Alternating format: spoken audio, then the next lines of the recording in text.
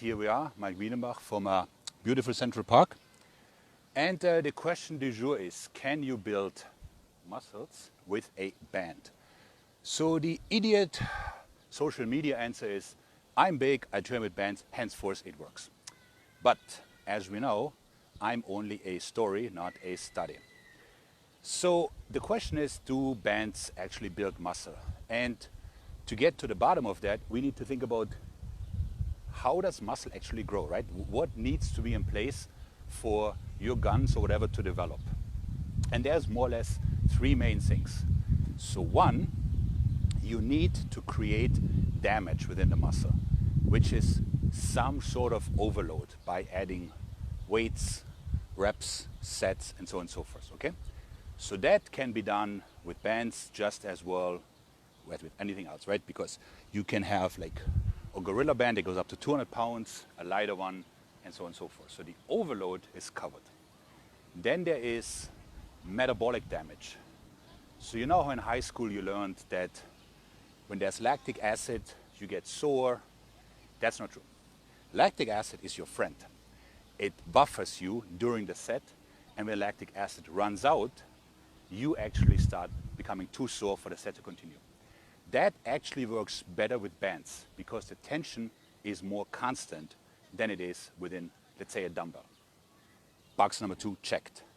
And number 3 is muscular tension. Now, muscular tension means basically, I said this a million times, I'm going to say it again. Every muscle has an insertion and origin. So here to here. This has to come together, or this has to come together. The better you do this, the more tension there is, and the better you will look, the more you go.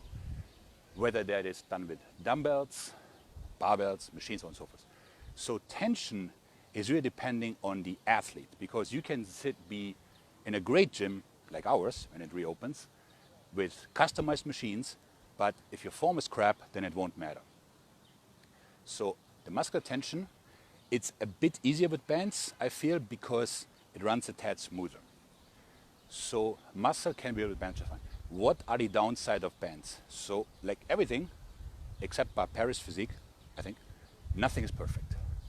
So with bands, the issue is that the resistance is very little at the stretch position. So if I take a band behind my body like so, and I do chest flies, then the resistance here isn't all that much, but it becomes a lot here, okay? Which is pretty much the opposite of a dumbbell, because in a dumbbell, the resistance is here, and then as I go up here, nothing happens. So how do you fix this? With your noodle. So you set up your fly, let's say like so, and now I'm having resistance on the stretched phase already. So I can do this for the stretch and then cross over.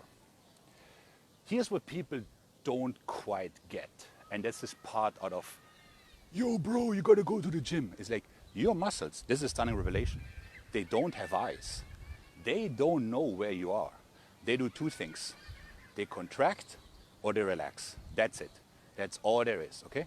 So whether you're lifting people or car batteries or like train with bands, none of this matters. What really matters are the following things. Activation. So if you're doing a curl, whether you have a cable, a band, a dumbbell, whatever, and you're doing this, you're doing a front raise. You activated the wrong muscle. No gains. Then there's execution. So your bicep really does this. So to get all that together, you would have to have one exercise, say with the band, where you start here and curl, and then double up with a second one where you cover the higher phase, right? So execution doesn't matter. And then there's tension. So again, if I grab this band and I do this, my tries aren't gonna get any bigger. If I stand here, I lock out and I squeeze tight, it's gonna work just fine.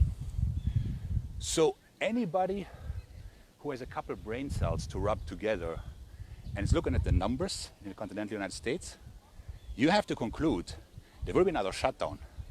So get ready, get your bands, I'm telling you, you will need it, okay? Mike out.